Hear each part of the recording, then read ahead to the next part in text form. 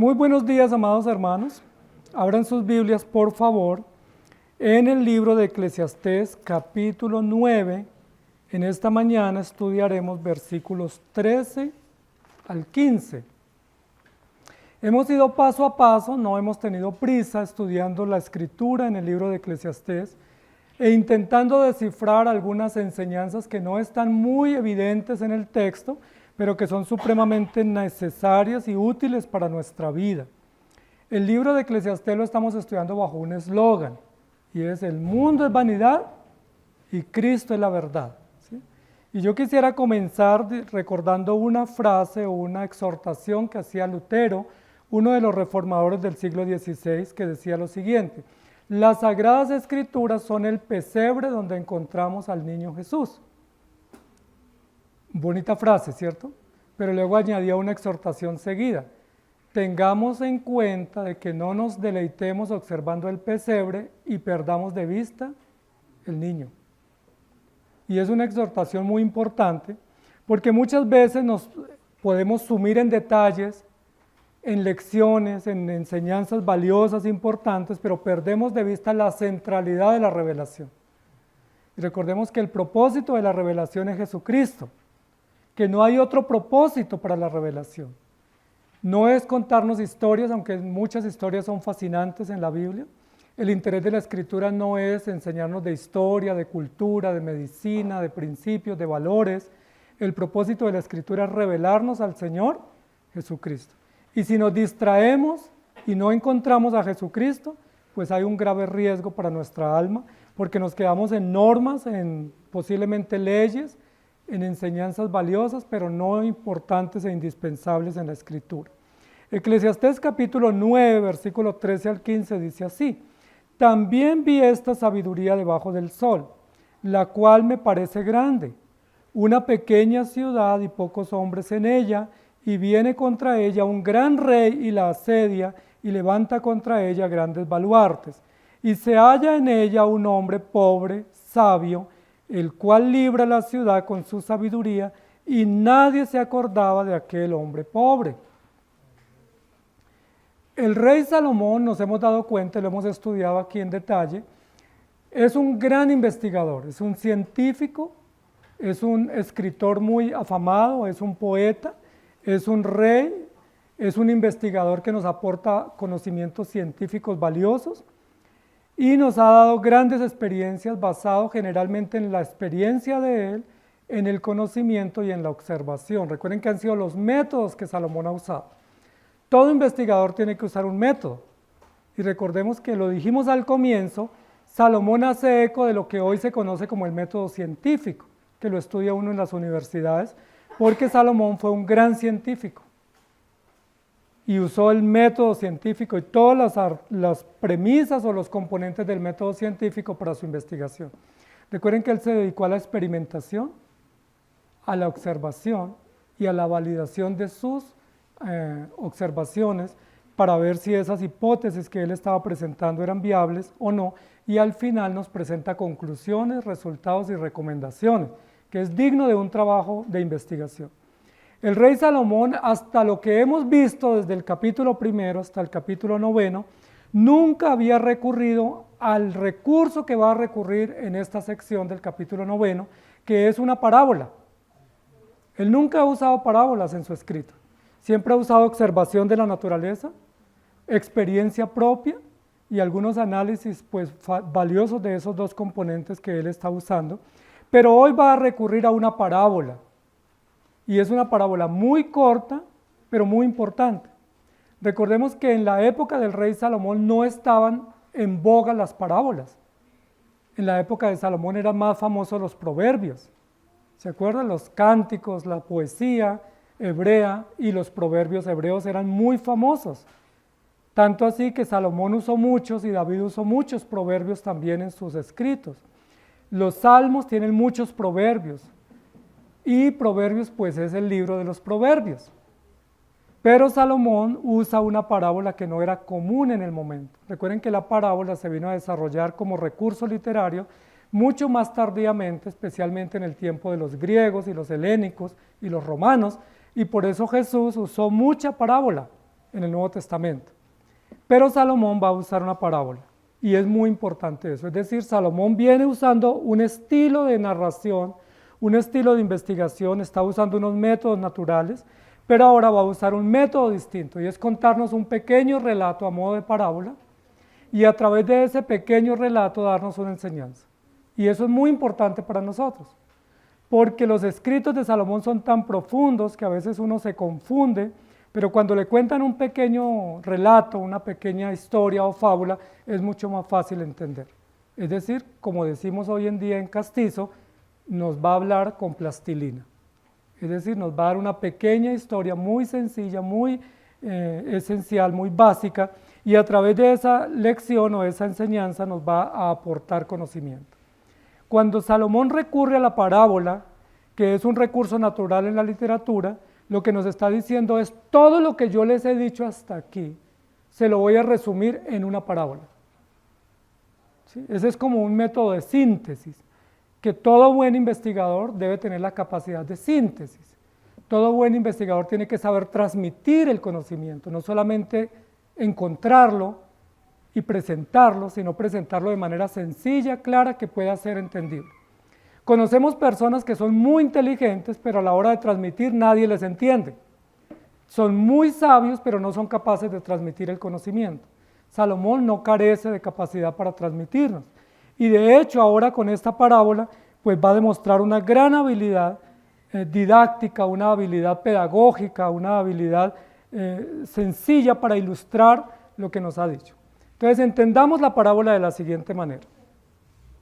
Les he venido hablando mucho. He tomado elementos de la naturaleza, elementos de la vida, elementos comunes de la existencia, el envejecimiento, el trabajo, el placer, la guerra, la muerte, el juicio. Les he venido hablando mucho y he reiterado mucho las verdades que les he dicho. Pero les voy a resumir en lo que voy a decir hoy todo lo que yo he dicho hasta aquí. ¿Me hago entender? A veces hacemos así los padres o personas que son maestras. Llega un momento donde dice, bueno, la síntesis de todo lo que he dicho pudiera ser esto. Y eso es lo que Salomón va a hacer aquí en esta parte de la escritura. Nos va a dar la síntesis. Dice, también vi esta sabiduría debajo del sol, la cual me parece grande. El rey Salomón tiene una capacidad, y no es ególatra al hacerlo, al reconocer que lo que va a decir es una sentencia o una síntesis magnífica o grandiosa de lo que él hasta aquí nos ha dicho. ¿Sí? No está siendo pedante o presumido al decir lo que yo les voy a decir me parece grande, me parece importante. Lo que él está diciendo es, les he dicho mucho, pero si ponen atención a lo que les voy a decir hoy, si captan la lección de esta pequeña historia o este pequeño relato, ustedes van a lograr entender la síntesis de los 9 capítulos anteriores. Recuerden que todo el libro se encaja o se enmarca dentro de un concepto y todo es vanidad. Vanidad de vanidades, dijo el predicador, todo es vanidad. Y como buen predicador, recuerden que así se llama el nombre de Eclesiastés en hebreo, es el predicador o la prédica. Como buen predicador va a resultar usando una buena ilustración para ayudarnos a fijar el conocimiento. ¿Qué nombre le ponemos a esa ilustración? Sería un poco difícil porque tiene varios componentes este relato corto que nos quedaría muy difícil entender o ponerle un tema general o un título general que resuma todo lo que Salomón nos va a decir en el versículo 14 y 15. Pudiéramos decir que es la vida de los dos sabios, ¿sí? O pudiéramos decir el pobre y el rico, u hombre rico y hombre pobre, pudiéramos decir, o una ciudad con dos hombres valiosos, importantes. Pudiéramos hablar de un contraste, de muchas circunstancias pudiéramos hablar con este episodio que Salomón nos relata. Sin embargo, yo le puse por título a este relato corto, El triple silencio. Una película de terror, ¿cierto? El triple silencio, es decir, vamos a hablar de 3 tipos de silencio que Salomón nos quiere enseñar en este episodio corto, que nos quiere advertir y que nos quiere prevenir para evitar que caigamos en ese silencio o en esos silencios. Los silencios son importantes en algunos casos, pero hay casos en la vida donde no es importante el silencio, sino que es mejor hablar y no guardar silencio. En algunos casos el silencio está asociado a la prudencia y a la sabiduría. y al discernimiento, pero en otros casos el silencio está asociado a la complicidad, al miedo o a la cobardía de no atrevernos a decir las cosas. ¿Cuándo hablar y cuándo callar? ¿Ustedes saben? Ese es un tema complejo, porque a veces hablamos donde debiéramos callar y callamos donde debiéramos hablar. A veces uno habla de más cuando debiera guardar silencio, y cuando le dicen hable y debiera hablar, entonces no, yo no tengo nada que decir. Y después uno dice, ¿por qué no dije? ¿Por qué no hablé? Y también a veces uno se reprocha diciendo, ¿por qué dije más? Y quedé enlazado con esas palabras que dije. Entonces el rey Salomón nos va a ayudar a entender un poco ese tema hoy en esta síntesis que nos presenta a modo de parábola. Había una vez, así comienzan los cuentos, ¿cierto? Y las parábolas, ¿cómo comienzan?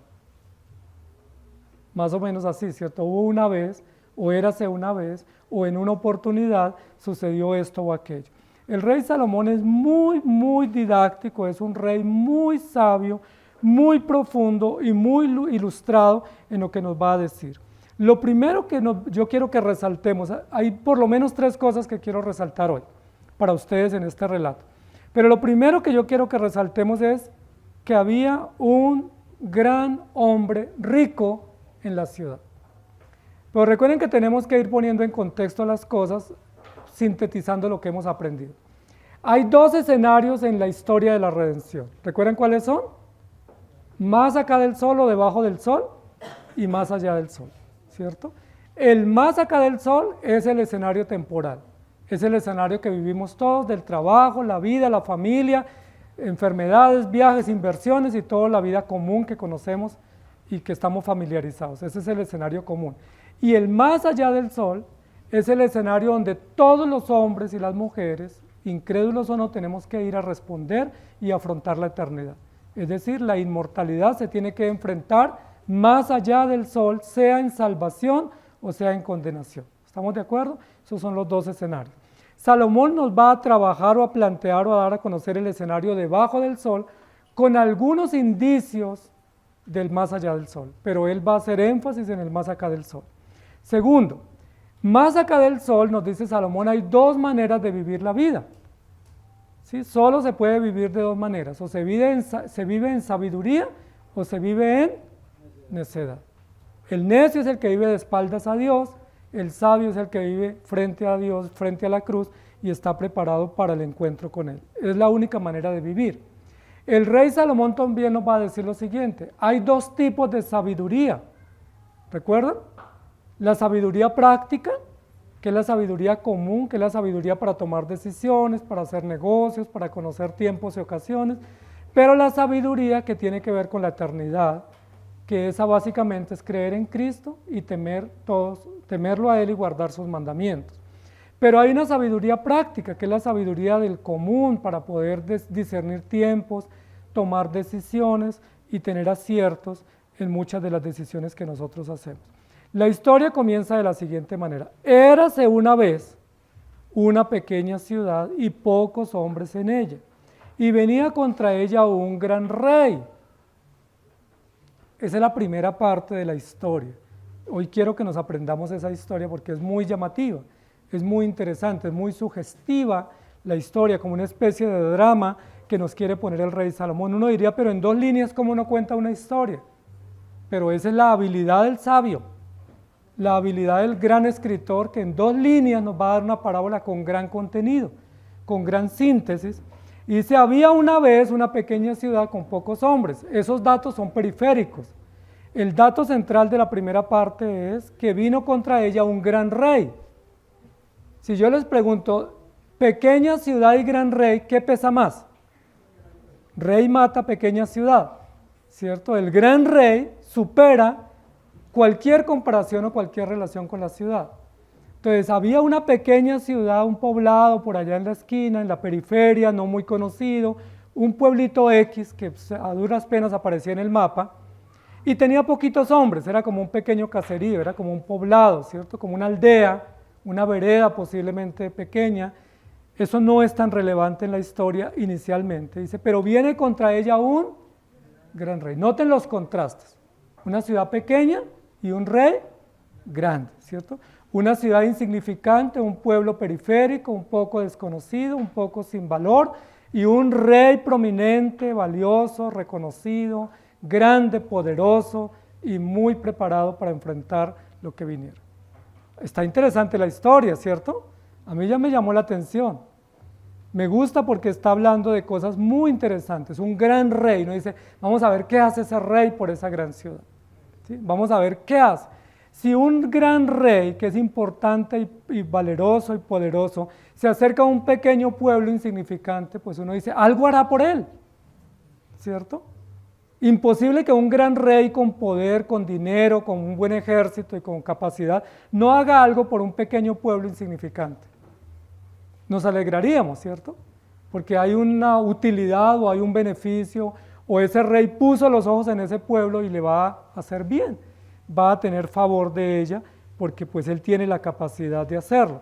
Es muy importante porque nosotros pensaríamos así normalmente, y posiblemente al pensar de esa manera bajamos la guardia y decimos, bueno, si viene el rey a mi ciudad, a mi barrio, a mi cuadra, ay pues, eso es bueno, porque el rey algo va a hacer y por lo menos sabe que existimos y se va a fijar en nuestras necesidades y nos va a auxiliar.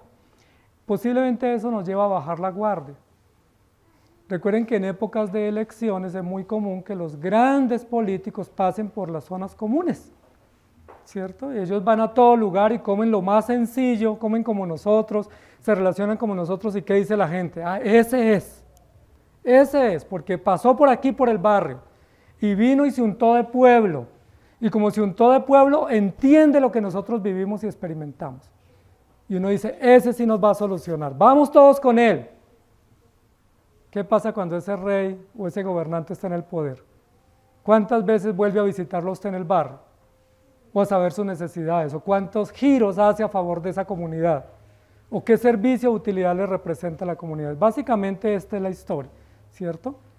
Era un gran rey que vino contra ella, pero mire que dice que vino y la asedió y levantó contra ella grandes baluartes.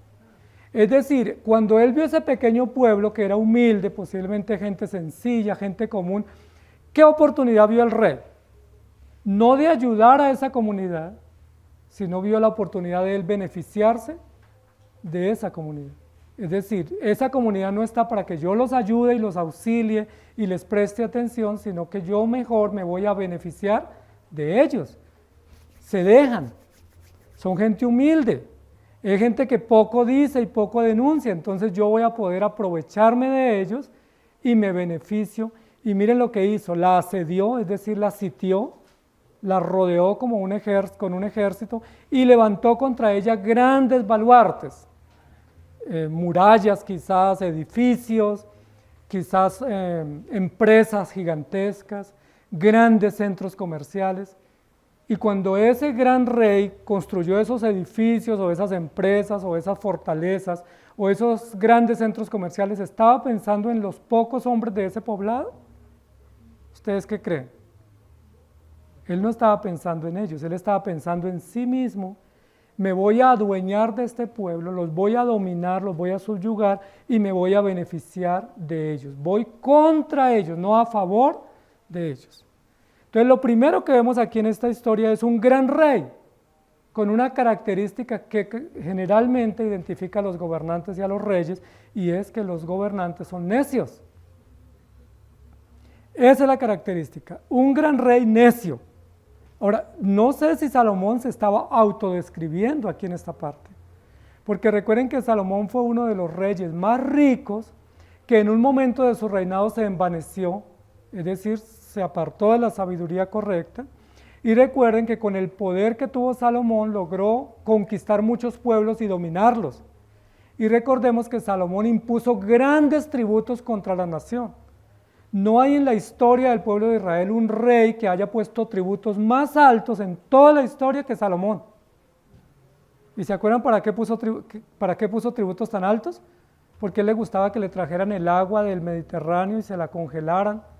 Él le gustaba tener unas casas de campo por allá en el oriente, porque él importaba todo lo que consumía, lo traía del África y del Asia lejana. Entonces él quería darse unos lujos muy buenos y para darse esos lujos, pues pensó en que esa gente humilde le podía, con tributos, pagar todos sus lujos y sus excentricidades. ¿Cómo les parece? ¿Cualquier parecido con la realidad? Pero este era un hombre rico y necio, es decir, que quería vivir de placeres, de lujos, que quería aprovecharse de los necesitados. Levantó contra esta pequeña ciudad grandes baluartes. Yo no sé qué significa grandes baluartes acá, sí, muros, edificios, empresas, pero les voy a poner un ejemplo a ver si a ustedes les parece interesante. La mayoría de nosotros venimos de pequeños pueblos, ¿sí? La mayoría somos aldeanos, ¿sí? O campesinos, y venimos de pueblos muy pequeños, de municipios pequeños, donde hay una tienda, hay unos pequeños negocios, y donde los campesinos tratan de vivir con algunos cultivos, con algunos negocios en el pequeño pueblo, y pues ahí está una economía precaria, pero básica para ellos poder vivir. ¿Qué hace el gran empresario o el gran político o el gran gobernante? Ve ese pueblo y dice, un gran centro comercial. Pongamos un gran centro comercial. ¿Y qué dicen los del pueblo? ¡Ay, qué bueno! Escaleras eléctricas en el pueblo, una fuente en el centro, ¿sí? Y una heladería fina. Fabuloso, eso es lo que nos hace falta en el pueblo. Pero el gran centro comercial, ¿qué hace con todos los demás negocios pequeños? Los negocios minoristas, diminutos, de 20 y 30 millones del pueblo. ¿Qué sucede con ese gran centro comercial y esa gran superficie? Se quiebran todos los negocios, se quiebran todos los productores, se quiebran todos los pequeños negociantes o negocios, pero la gente que dice, pero tenemos escaleras eléctricas, ¿sí? Tenemos un gran centro comercial para ir el fin de semana a consumir allá. Entonces ya no compran en la tienda del mercado, sino que se van a comprar ¿a dónde? Al gran centro comercial, porque es que eso es muy bonito uno subir el carrito por la escalera, ¿cierto? Subir a los sótanos, o bajar, eso es fabuloso, que comprar en la tienda de la esquina los productos más sencillos y ayudar a un pequeño productor o negociante. Básicamente eso es lo que está diciendo acá, que es como la contextualización. Una pequeña ciudad y pocos hombres en ella, y viene contra ella un gran rey que no pensó en la ciudad, sino que pensó en sí mismo, la asedió, se apropió de esa pequeña población y levantó contra ella grandes baluartes. ¿Y qué trajo para ese pequeño pueblo? Opresión, pobreza y humillación. Porque esos grandes empresarios o esos grandes compradores que compran a gran volumen, lo que traen es pobreza a nuestro pueblo. Gran parte del empobrecimiento del campesinado en Colombia y los pequeños pueblos que han sido empobrecidos, los han empobrecido con políticas del gobierno, porque hay excepciones de impuestos para grandes compradores y comerciantes, y los pequeños productores terminan migrando a la ciudad porque ya no hay más que hacer y trayendo más pobreza para la familia. ¿O estoy equivocado? ¿Eso es sabiduría o eso cómo se llama? Según el rey Salomón, necedad. Porque este necio rey no estaba puesto para eso. Un rey está puesto para gobernar. Pero miren que él aquí no está gobernando, dice que vio la ciudad, la asedió y levantó contra ella baluartes. Es decir, vio al pueblo como una opción de negocio, como una opción de ganancia, como un medio de utilidad para él aumentar su riqueza y para traer dolor y miseria al pueblo. Esta es la primera parte de la historia. Un gran necio, un gran rico necio. El pueblo está ante un rey rico y necio. Y sí que es doloroso que una nación tenga gobernantes ricos y necios, porque nunca van a ayudar al pobre, sino que se van a beneficiar del pobre, y año tras año, periodo tras periodo, el pueblo más pobre, con más tributos, con menos opciones, y ellos cada vez más ricos, a costa del propio pueblo, que nosotros mismos elegimos y respaldamos, porque cuando los vemos pasar por los barrios decimos, ese es, porque vino a mi barrio. Ese vino es saber qué opción tiene para poder beneficiarse del pueblo, pero no para servir al pueblo. Salomón lo está describiendo con sabiduría. Asedia y levanta contra ellos baluarte. La pregunta es, ¿por qué el pueblo no hizo nada para defenderse de ese gran rey? ¿Por qué todo ese pueblo, que entendemos que era un pueblo de gente trabajadora, una comunidad sencilla, unos hombres inteligentes, dedicados, que vivían en ese pueblo, ¿por qué no hicieron nada para defender su territorio? ¿Por qué no hicieron nada para denunciar esta injusticia de este rey, para exponer a este terrateniente que iba a expropiarlos, para avergonzar y sacar corriendo a este hombre abusivo que lo único que iba era beneficiarse de su pequeño pueblo tranquilo y pacífico? ¿Por qué no hicieron nada? Ese es el primer silencio que está en la historia. Esta historia es una historia de silencios. El primer silencio es un pueblo que hace caso omiso a una amenaza latente y manifiesta que está destruyendo su comunidad y que está destruyendo su economía, y ellos no hacen nada para defenderse. ¿Sería que eran muy nobles? Yo no creo. Yo lo que creo es que a veces los pueblos y nosotros como ciudadanos vemos bien lo que no es bien. ¿Sí? Eso es igual como cuando a un niño lo engañan con un dulce. ¿Sí se han dado cuenta que es muy fácil engañar a un niño con un dulce o con un juguete? Muchas veces nosotros como ciudadanos actuamos como niños ingenuos que nos engañan con un pequeño parque en la ciudad. No, nosotros les construimos un parque. ¿Y para qué nos sirve un parque? Nosotros queremos es trabajo y poder producir y poder tener nuestros hijos en paz. Pero la mayoría dice, es que este sí nos hizo el parque, pero mientras nos hizo el parque, ¿qué nos robó? Las cosechas, la libertad, la oportunidad de tener negocios libres, la oportunidad de tener nuestros negocios pequeños y poder vivir tranquilamente.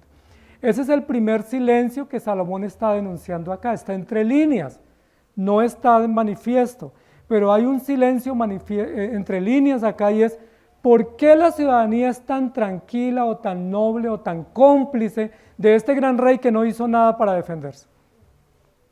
Si ustedes fueran de ese pueblo, ¿qué hubieran hecho?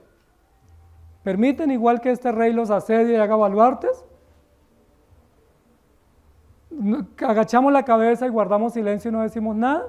¿O nos levantamos y hacemos denuncias, hacemos protestas, evidenciamos la injusticia que se está cometiendo?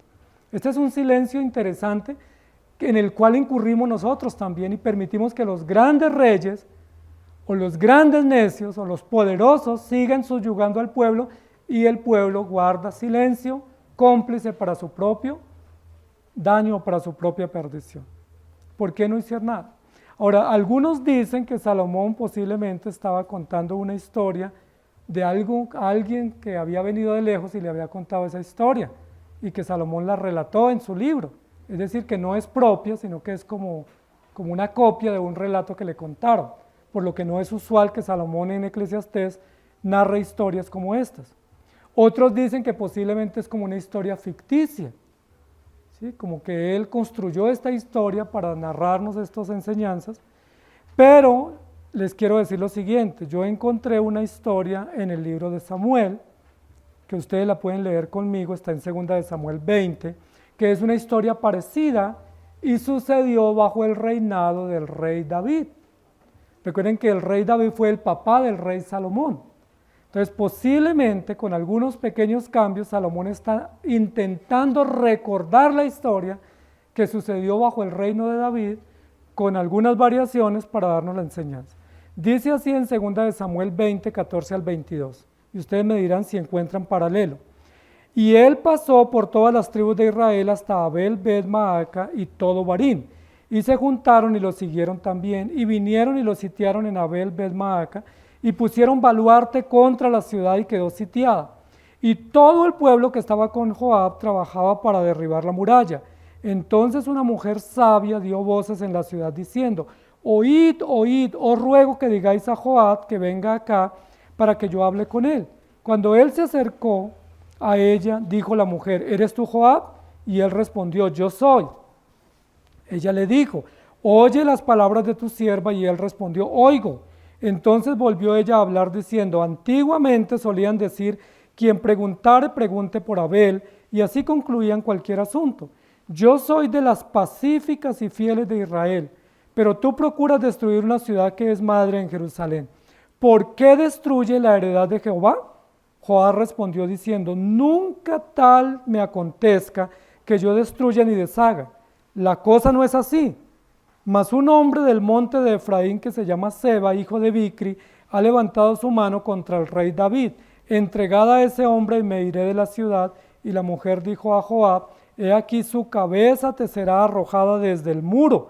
La mujer fue luego a todo el pueblo con su sabiduría, y ellos cortaron la cabeza de Seba, hijo de Bicri, y se la arrojaron a Joab, y él tocó trompeta y se retiraron de la ciudad, cada uno a su tienda, y Joab se volvió al rey a Jerusalén. Es otra historia del rey David. Seba se sublevó contra el rey David para querer suplantarlo en el trono. Seba era de la tribu de Benjamín. Los de Benjamín fueron los peores enemigos que tuvo la tribu de Judá. Eran los vecinos. Siempre uno pelea más con los vecinos que con los distantes. Y Seba se levantó contra David y dijo, le voy a suplantar en el reino. Entonces David, que era un hombre astuto para la guerra, muy sagaz, envió a Joab, que era el ministro de defensa, con el ejército, y le dijo, vaya con el ejército y persiga a Seba. Seba fue huyendo y se escondió en una ciudad que ya la leímos, se llama Abel-Bet Maaca. Se escondió allá Seba y él dijo, aquí me refugio. Como era una ciudad sagrada y era una ciudad importante, nadie la iba a atacar. Pero resulta que llegó Joab y comenzó a atacar las murallas y dijo, vamos a tumbar las murallas hasta que salga Seba, de aquí no nos vamos. Y intervino una mujer, dice que fue una mujer sabia. Aquí en el texto es llamada como mujer sabia, mujer fiel y mujer sumisa o obediente. Y ella intervino y lo entregó. Dijo, ¿qué quiere usted para que no nos dañen las murallas, no nos vaya a destruir la ciudad? ¿Qué quiere? Y él le dijo, entréguenme a Seba. Y dijo ella, mañana ya se lo entregamos. Era sabia, pero era valiente. Le cortaron la cabeza y lo entregaron y la ciudad fue protegida. Posiblemente Salomón, cuando está contando esta parábola, está recordando esta historia, pero hace unas variaciones porque en la historia de David no era un hombre sabio, sino una mujer sabia. En la historia que cuenta David, Salomón habla de un hombre sabio. ¿Por qué esas variaciones? No lo sabemos. ¿Sí? Si está intentando contar la misma historia, las variaciones no sabemos por qué se dan. Sin embargo, lo que dice acá era una pequeña ciudad, pocos hombres en ella, y viene contra ella un gran rey, la asedia, hace baluartes y el pueblo no hace nada. Y cualquier parecido con la realidad es similar a lo que viven nuestros pueblos, nuestras naciones. Los grandes gobernantes dominan con labia y con fuerza y con poder los pueblos, y los pueblos guardan silencio. Nos dejamos expropiar, nos dejamos empobrecer y no hacemos nada porque nos falta sabiduría. No estamos hablando de ser beligerantes, de salir a destruir cosas, de salir a protestar con violencia, no, estamos hablando de sabiduría. ¿Quién o qué es lo único que puede enfrentar a un hombre necio? ¿Cómo se enfrenta a un necio? No con necedad. ¿Sí? Recuerden que hemos dicho que en la parte final del capítulo 9 hay dos métodos para actuar. ¿Se acuerdan cuáles son los dos métodos para actuar? ¿Sí o no? La fuerza y la sabiduría. ¿El necio cómo actúa? Por la fuerza, se impone. Tengo plata, tengo autoridad, tengo ejército, yo me impongo y ustedes o se van, me venden o les robo. Así nos hemos dado cuenta que en muchas comunidades le pagan un precio a la gente y le dice o vende o queda sin nada. Usted mira. Y la gente dice, bueno, yo prefiero vender así sea barato a no perder todo. El necio actúa con fuerza, pero la otra manera de actuar es con sabiduría y eso se va a ver bien detallado la próxima semana. Pero hoy el ejemplo aquí es de un fuerte y un sabio.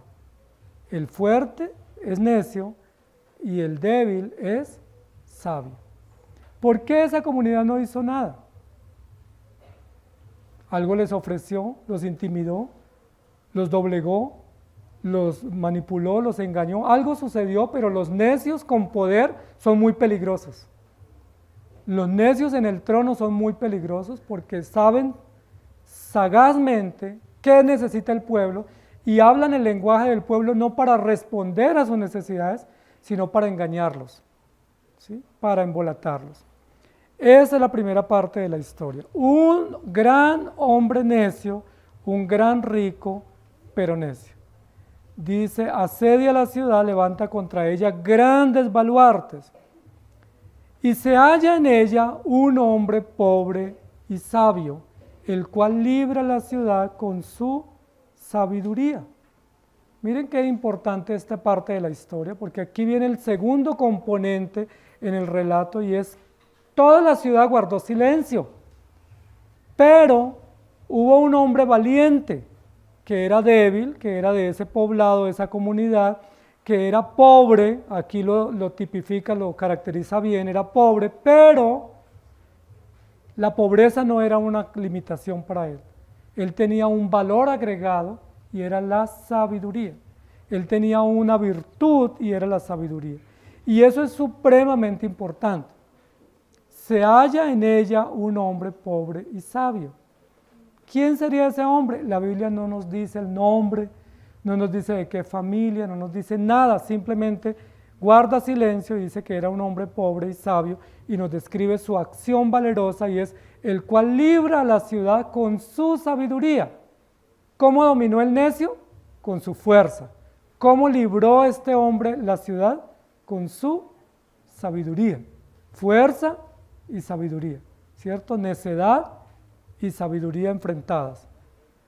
Me llama mucho la atención porque aquí dice, se halló un hombre. ¿Quién lo buscó? No sabemos. ¿Quién era? No sabemos. ¿Cómo él actuó? No sabemos. Hay mucho silencio en esta historia, ¿cierto? Hay mucho a la imaginación nuestra. Porque dice simplemente halló un hombre. ¿Se acuerdan Proverbios 31? Mujer virtuosa, ¿quién la hallará? Un hombre sabio, ¿dónde se hallará? Pudiéramos preguntarnos acá. Pero miren que se halló en una pequeña ciudad.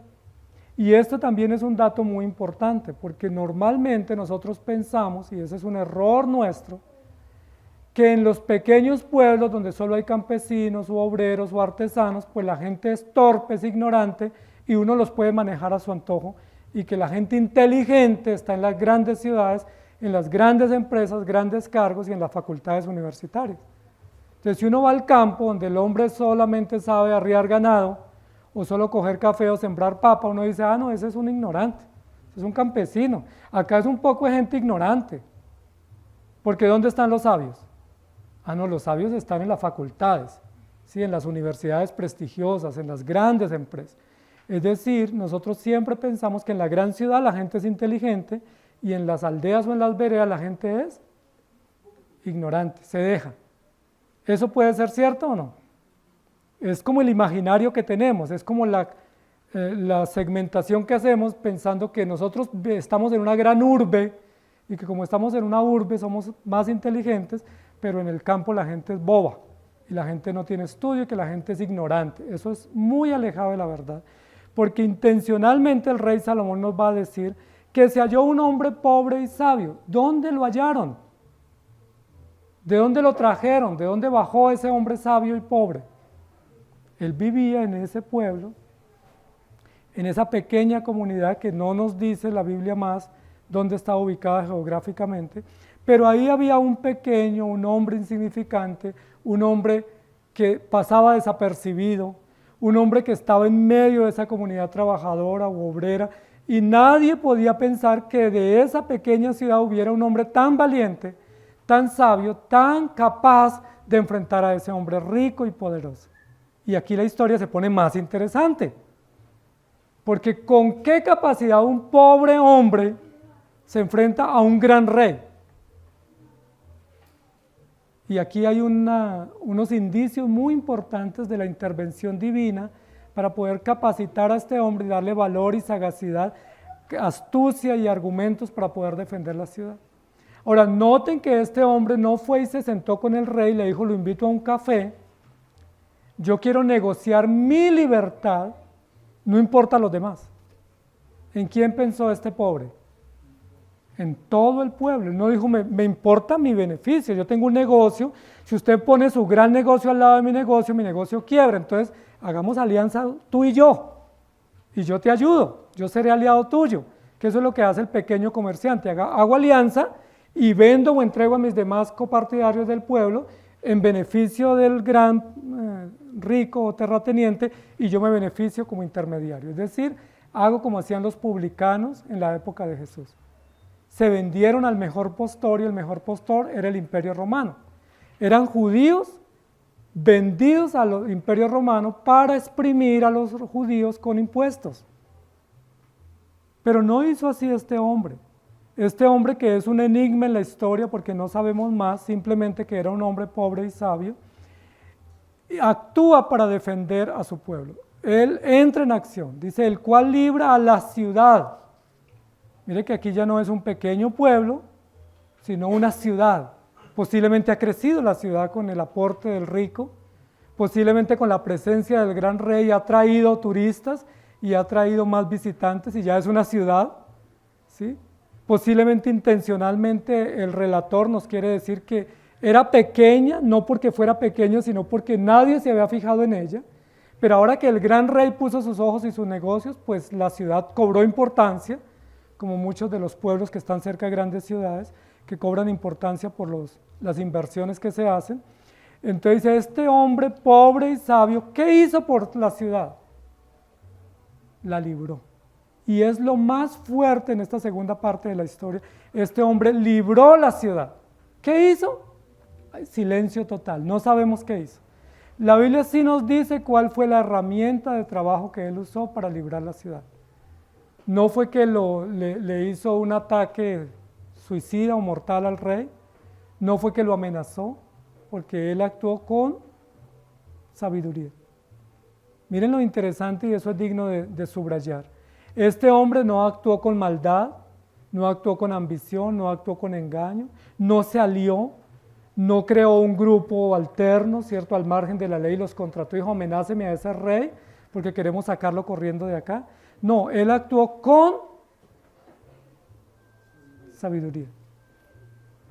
Y ustedes ya saben cómo es el actuar con sabiduría, ¿cierto? Con paciencia, con espera, con principio, con nobleza, con tacto, con dependencia del Señor, pidiendo a Dios su gracia, reclamando a Él su ayuda, confiando en Él, usando medios legítimos, tiempos y ocasiones oportunas.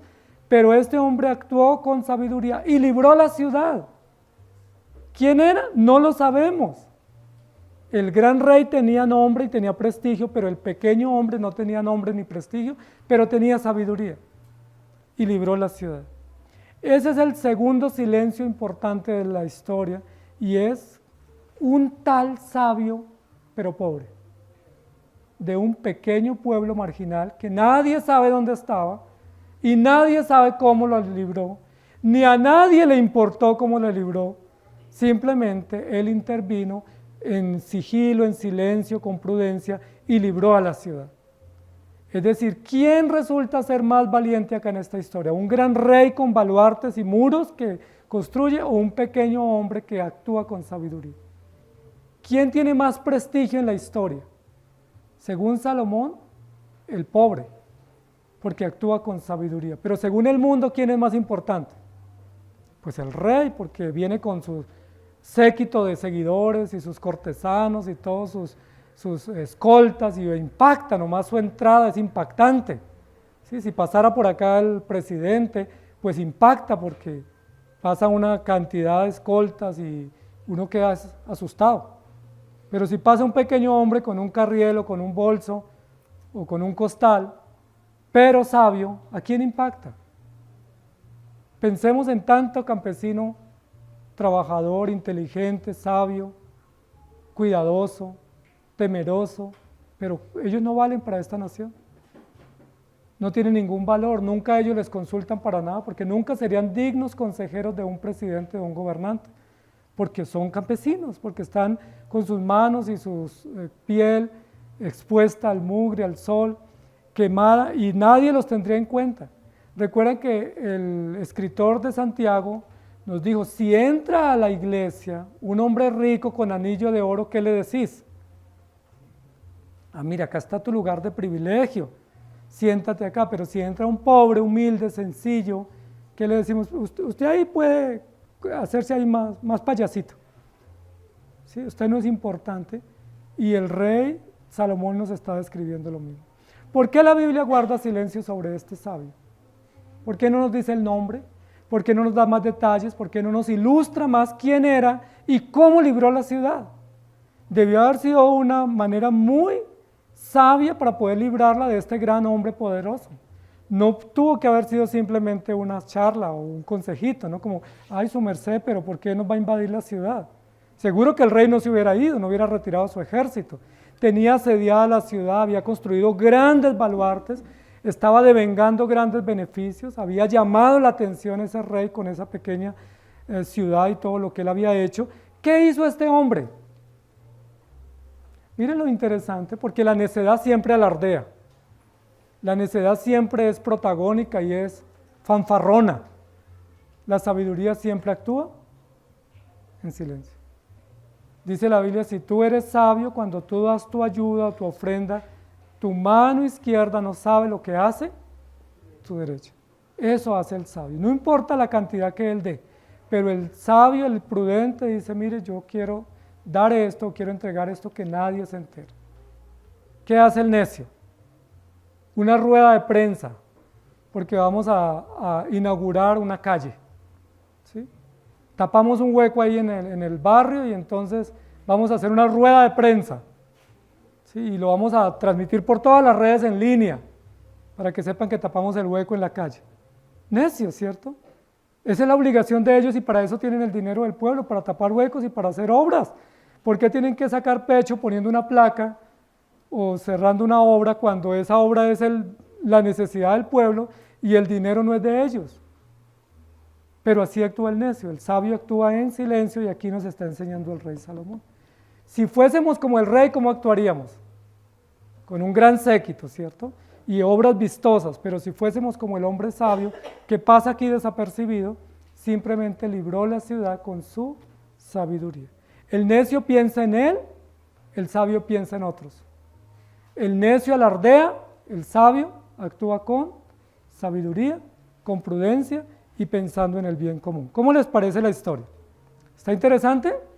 Ese es el segundo silencio que Dios guarda y parece que la ciudad también, la ciudad fue librada. Nadie se interesó en saber quién la libró, dónde está ese hombre. Escuchemos de la sabiduría de ese hombre, honremos a ese hombre sabio que nos libró de la mano depredadora de este gran rey. Nadie se interesó porque parece que a ellos les gustaban más los baluartes y las murallas que había puesto este gran rey opresor que el beneficio de libertad que podía causarles o traerles este hombre inteligente. Se halla en ella un hombre pobre, sabio, el cual libra a su ciudad con su sabiduría. Pero miren la nota final de la historia, que es la nota lamentable. Y nadie se acordaba de aquel hombre pobre. Esa es la nota final, ¿cierto? Es el estribillo final de la historia. Ese es el cierre, cierra de manera pues lamentable, trágica, porque era muy trágico que un rey invadiera una ciudad y se apropiara de ella. Era muy valeroso que un hombre humilde y sencillo librara la ciudad sin mayor espaviento y la defendiera de la mano opresora de ese rey. ¿Por qué esta ciudad guarda silencio sobre este hombre? Ese es un gran silencio también que nos muestra que era un pueblo ignorante. Era un pueblo ignorante que no merecía tener un hombre sabio y que se merecía tener un rey opresor porque era un pueblo ignorante, que no sabían defenderse, no sabían discernir los tiempos y las ocasiones y saber protegerse. Nadie se acordaba de aquel hombre pobre. De seguro que sí se acordaban del gran rey. Les aseguro que sí se acordaban de las murallas que construyó y de los edificios que construyó. Pero nadie se acordaba del hombre pobre. ¿Por qué? Porque este hombre pobre que expuso su vida para proteger al pueblo, que defendió y logró la victoria defendiendo al pobre y liberando a la ciudad, ¿por qué de él nadie se acordó? Eso es la crónica de la sociedad nuestra. ¿Sí? Que la gente aplaude a los grandes opresores y siguen a los grandes opresores, pero la gente sabia y humilde y trabajadora la desprecian.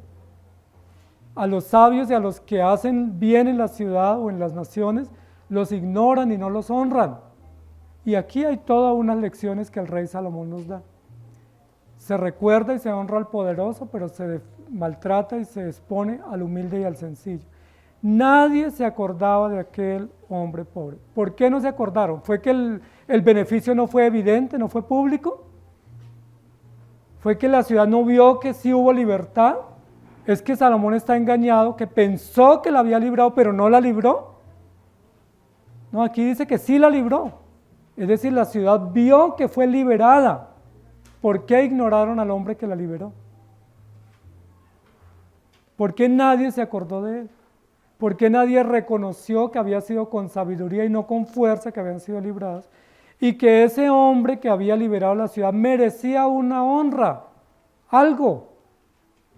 Gratitud, honra, respeto, admiración, aprender de él. ¿Por qué nadie lo hizo? Es decir, ¿cuál es la crónica de esta ciudad?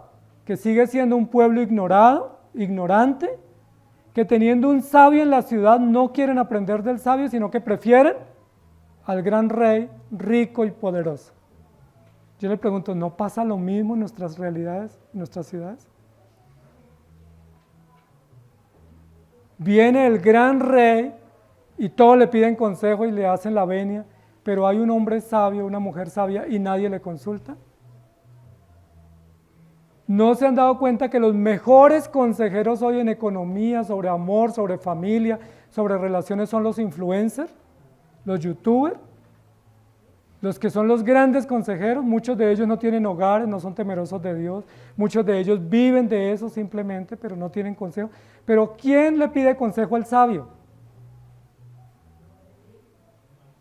¿Quién va donde la persona mayor y pide consejo? Mira, aquí tenemos dos personas mayores que me están mirando fijamente.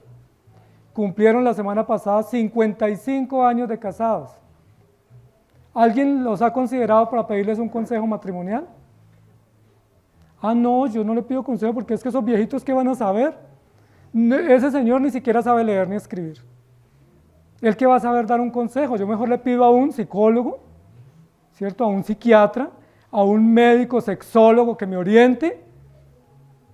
¿Sí me hago entender? O sea, lo mismo. Pero ¿quién dice estos señores que son humildes y campesinos, que tienen 55 años de casados, no serían mejor consejero para nosotros que tenemos menos años y que requerimos una ayuda y orientación y sabiduría? No, porque es que no hay que, recuerden, ¿no? La sabiduría actúa en silencio, la necedad actúa en público, se da a conocer. Así actuamos nosotros. ¿Cuándo le pedimos consejo a una persona madura? ¿Cuándo vamos a esa persona sencilla y humilde y le decimos, mira, ayúdame cómo criar mis hijos? Los que ya criaron sus hijos, los que ya tienen nietos, los que ya sacaron hijos adelante, ¿usted me puede orientar? Dame una pauta.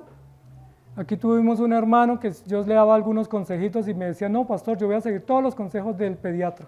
Ok, adelante, sigue los del pediatra. Pero son mucho más sabios los consejos de hermanos mayores de la iglesia que ya sacaron sus hijos adelante con todas las bregas y los errores, pero nos dan sabiduría, ¿o no? ¿No nos dan mejores consejos nuestros padres y abuelos para criar a nuestros hijos que el pediatra que tiene 22 años? Él tiene conocimiento y teoría, pero no tiene experiencia ni resultados. Pero quien ya levantó sus hijos, y mire esa belleza de hijos que levantó, no tiene más sabiduría y autoridad para darnos un consejo y decirnos, mire, hágalo así, o evite esto, o hay peligro.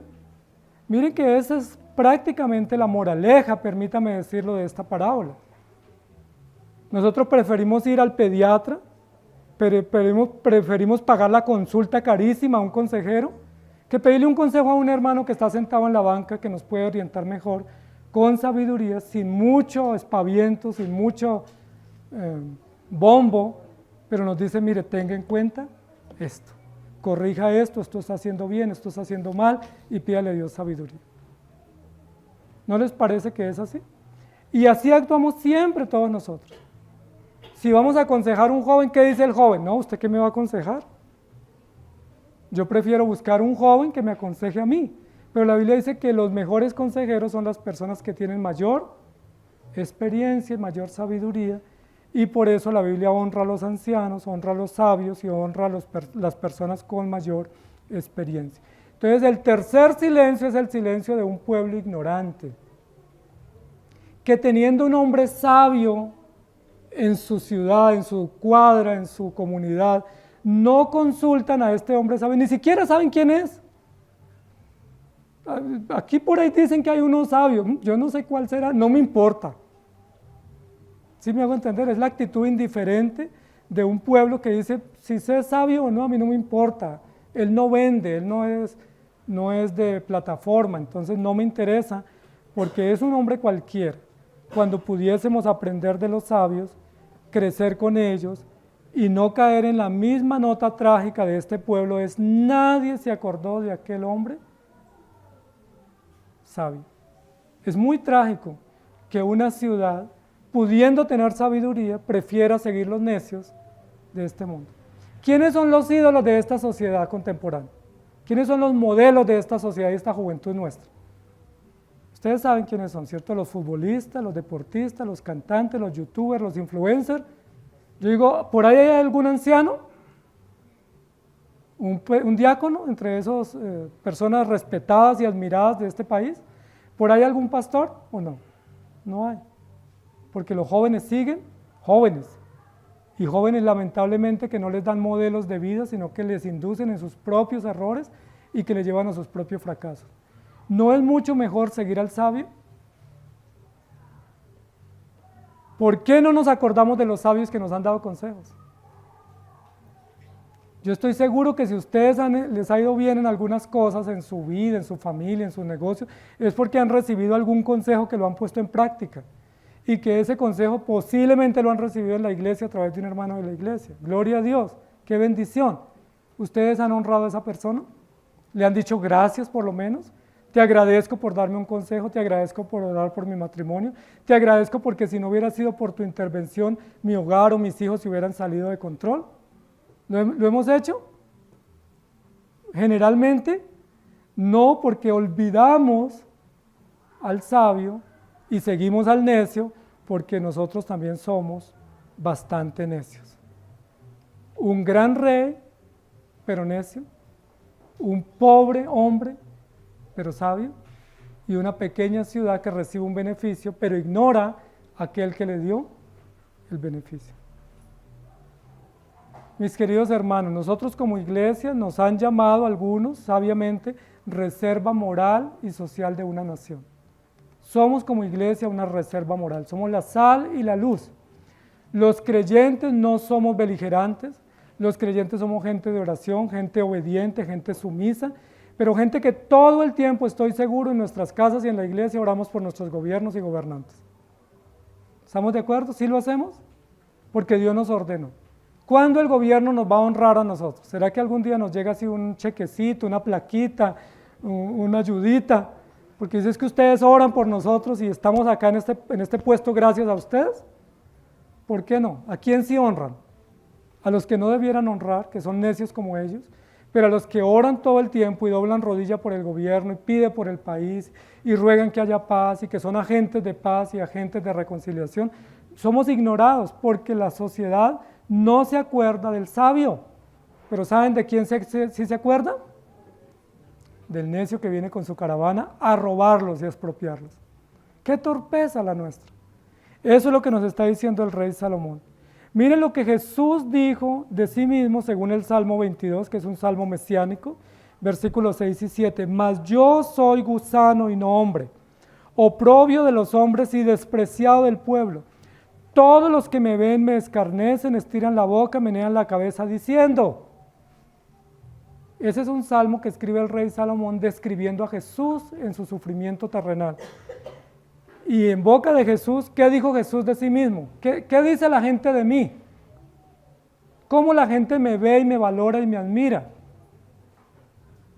Miren lo interesante, no como el príncipe y el rey y la princesa, que algunos se creen reyes y princesas.